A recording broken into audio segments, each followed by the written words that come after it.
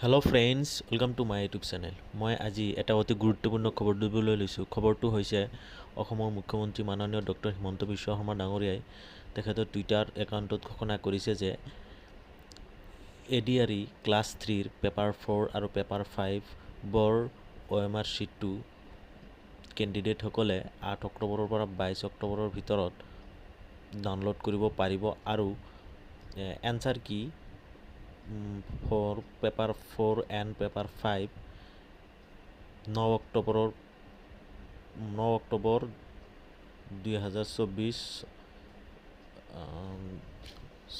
6 AM পৰা ৱেবছাইটত উপলব্ধ হ'ব আৰু ৱেবছাইটৰ পৰা ডাউনলোড কৰিব পাৰিব। এনেকুৱা ধৰণৰ খা খবৰ পাবলৈ মোৰ চেনেলটো ছাবস্ক্ৰাইব কৰিব, লাইক কৰিব আৰু শ্বেয়াৰ কৰিব।